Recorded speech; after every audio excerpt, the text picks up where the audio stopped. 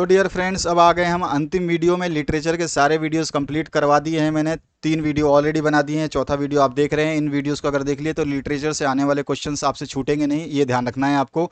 तो लिटरेचर जो भी आपके बुक्स में है उन सभी से जो जो पैराग्राफ बन सकते हैं एग्जाम की दृष्टि से इंपॉर्टेंट हमने ले लिए हैं।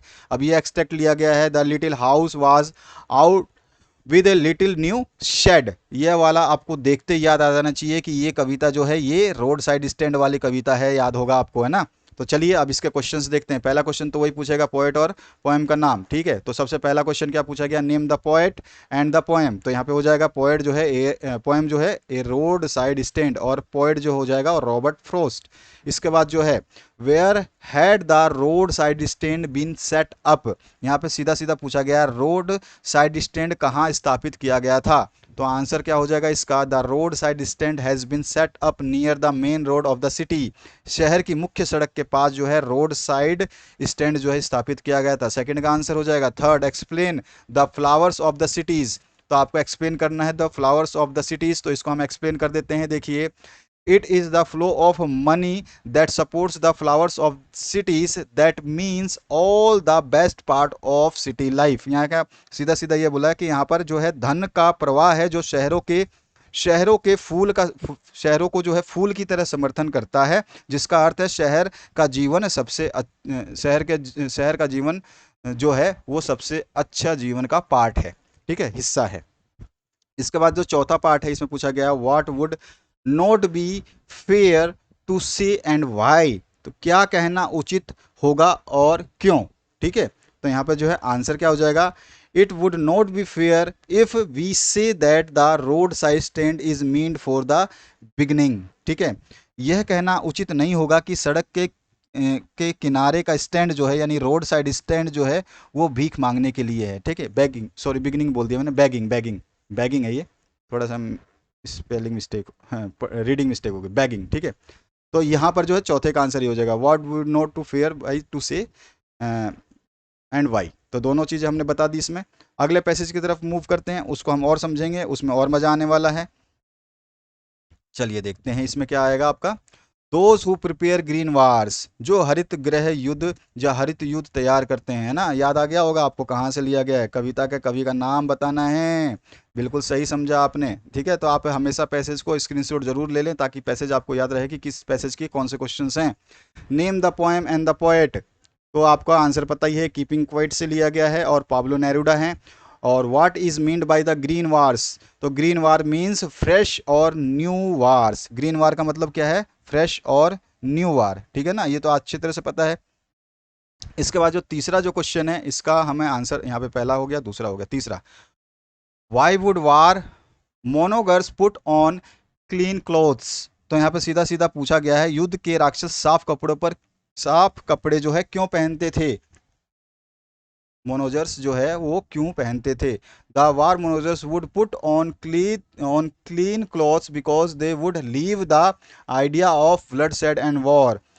वो युद्ध करने वाले साफ कपड़े या फिर राक्षस जो थे, राक्षसी बोला जाता है उनको, तो युद्ध करने वाले साफ कपड़े इसलिए पहनना चाहते थे या पहनते थे क्योंकि वो जो है रक्तपात और युद्ध का जो विचार है जो उन साफ कपड़ों में छोड़ना चाहते थे।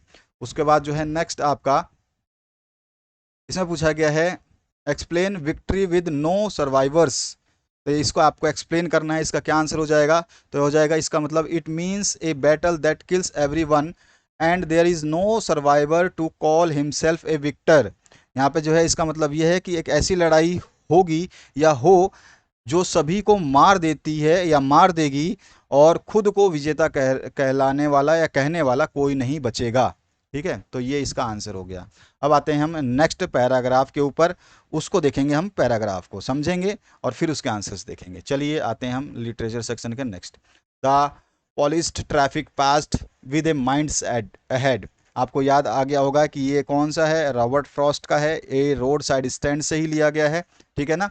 तो ये कविता देख लिया आपने, इसके क्वेश्चंस देख लेते हैं। पहला क्वेश्चन तो वही है, पोएम और पोएट बताना है, तो ए रोड साइड स्टैंड और रॉबर्ट फ्रॉस्ट, ये तो हो गया। इसमें से अब क्वेश्चन क्या बनेगा, what does the polish traffic refer to explain. तो यहाँ पर जो है आपसे सीधा सीधा पूछा गया है कि इसमें पॉलिश्ड ट्रैफिक किससे संबंधित है, इसको समझाइए। तो यहाँ पे आ जाइए, आंसर देखते हैं। The police traffic refers to the elegant looking vehicles that speed past the roadside stand। और जो है उसका मतलब ये तात्पर्य है कि जो वाहन दिख रहे हैं वो आगे की ओर गति कर रहे हैं और सड़क के किनारे स्टैंड से, है ना। तो यहाँ पर जो है उसको यहाँ पे इंगित किया गया है, उनको समझाया गया है, ये एक्सप्लेन कर देना था, यही लाइन लिखना है। इसके बाद जो तीसरा क्वेश्चन है, दूसरे के बाद तीसरा question, what was wrong with the science, what were they meant for. तो यहाँ पे संकेतों में क्या गलत था और इसका क्या अर्थ थे, वे किस लिए थे, ठीक है। What were they meant for, और वो किस अर्थ को दिखाते थे या वो किस लिए थे। तो आंसर हो जाएगा द साइंस वर पेंटेड अर्टेजली, ठीक है। जो संकेत है ना कलात्मक रूप से चित्रित किए गए थे, they were meant for the attracting the attention of people toward the roadside stand, और वे सड़क के किनारे लोगों का ध्यान आकर्षित करने के लिए बने गए थे या बनाए गए थे, बने हुए थे। इसका चौथा जो है what things was offered for sale.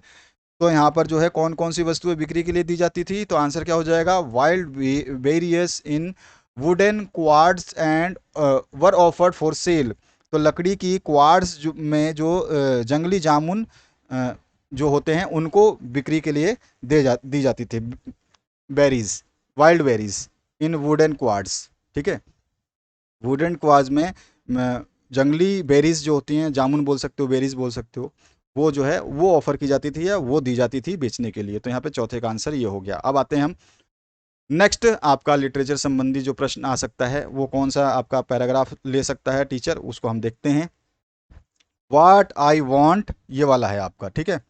तो इसको देख लेते हैं, अंतिम रहेगा। इसके बाद आपके जो है मैंने मैक्सिमम जो आप मुझे बेस्ट से बेस्ट लगते हैं जिसमें से क्वेश्चंस आएंगे वो हमने अपने हिसाब से डिसाइड करके आपको दे दिए हैं और साथ में आंसर भी दिए हैं। तो ये क्वेश्चंस हैं, यहाँ पे आप देख सकते हो। पहले तो ये पैराग्राफ है, इसको आप देख लीजिए, और पैराग्राफ देखने के बाद में मुझे अब आप कमेंट कर दीजिए कि इसके कौन से जो है ये उससे लिया गया है टॉपिक से। तो अगर आप ध्यान से देखोगे तो कीपिंग पोइट से लिया गया है, और ये इसके पैब्लो नेरूडा जो हैं वो लेखक है, ठीक है। तो पहले क्वेश्चन को हम देख लेते हैं, कीपिंग क्वाइट से लिया गया है और पाब्लो नेरूडा जो है इसके लेखक। तो पोएम और पोएट का नाम तो हमें पता चल गया। सेकंड क्वेश्चन है what does the poet want us not confuse it with.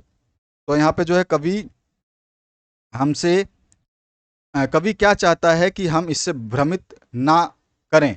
तो यहाँ पर हमें बताना है इसका आंसर। तो यहाँ हो जाएगा the poet does not want us to confuse it with total inactivity. तो कवि जो है कहता है कि जो हम कवि नहीं चाहता है कि कोई भी पूर्व जो है देखिए यहाँ पर देखिए, the poet does not want us to confuse. कवि जो है ये नहीं चाहता कि हम कंफ्यूज हों विद हम कंफ्यूज करें इसको विद टोटल इनएक्टिविटी, किसी निष्क्रियता से भ्रमित ना करें, ठीक है, ये कवि चाहता है। इसके बाद जो है आपका तीसरा क्वेश्चन क्या पूछेगा, what would happen if we once could do nothing. अगर हम एक बार कुछ नहीं कर पाए तो क्या होगा।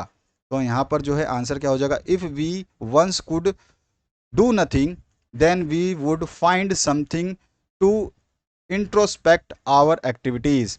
अगर हम कुछ नहीं कर पाए तो अपनी गतिविधियों का जो है आत्मनिरीक्षण करने का हमें मौका नहीं मिलेगा और हम उसका आत्मनिरीक्षण नहीं कर पाएंगे। तो थर्ड का आंसर ये हो जाएगा।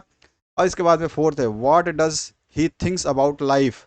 जो कवि जो है वो जीवन के बारे में क्या सोचता है। तो he thinks of life as something connected with activity.